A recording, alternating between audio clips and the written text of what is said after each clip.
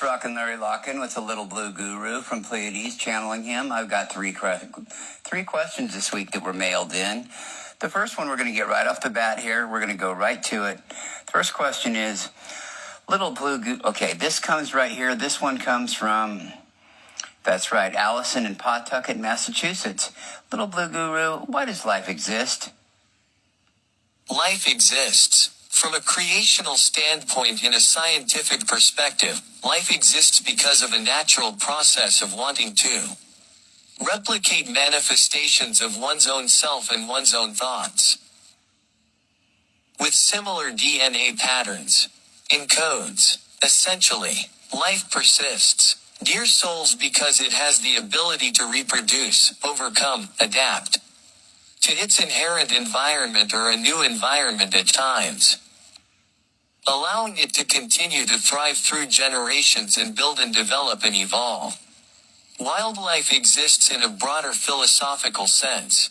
You might say, well, they like to say that it remains a complex mystery, but really, it's pretty simple, dear ones.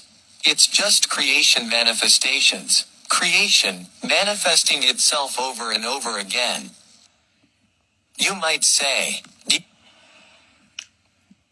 well, I guess that's a good point. Okay, so here we're going to hit it. The second question of the three.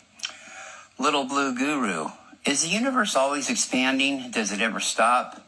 How does that work? Dear soul, the universe is always expanding, continuously and perpetually. It is infinite already, but it keeps expanding and expanding and expanding, and it just keeps expanding to your souls.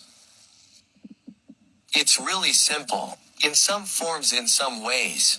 In some universes, it has contracted before, at times. But on an overall grand scale, the universe is typically expanding forevermore. This life in creation is expanding forevermore.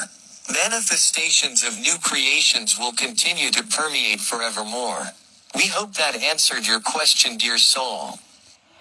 Well, I think so, Little Blue Guru. That probably did answer the question, I suppose. Boy, you're really burning through them this week. Oh, this last one will be a doozy for you, though. This comes from, and this is our first one, I believe, first question in this short series so far of from over north of the border in Quebec City.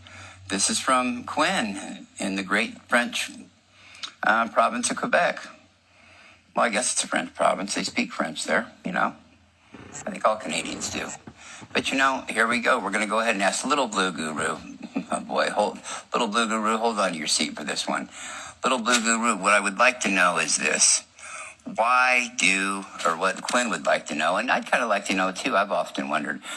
Quinn wants to know, why do fools fall in love? Why do fools fall in love, Little Blue Guru from Pleiades?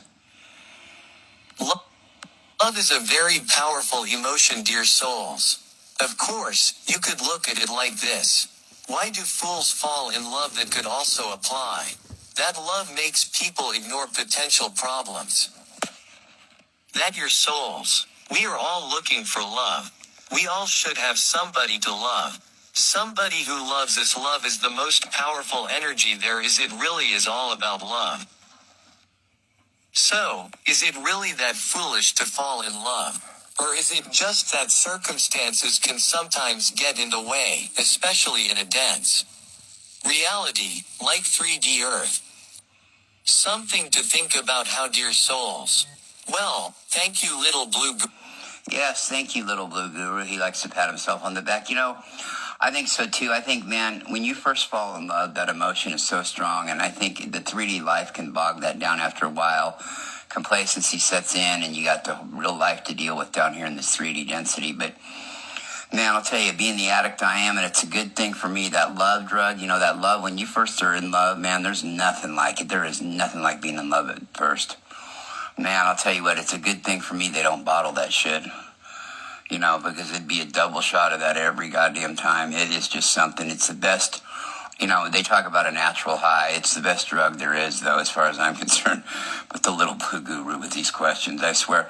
One time, somebody asked him profoundly, they asked him, what is the mean? Well, they asked him, the overall question is, what is the meaning of life, right? But they also said, I find myself, Blue Guru, sitting around wondering what the meaning of the clouds are, what the meaning of the sky is, what the meaning of plants are, and he just went on for a couple more. And the little Blue Gurus are all, there is no meaning to life. He's in, and I'm like, what? I'm thinking, what? And the little Blue Guru is like,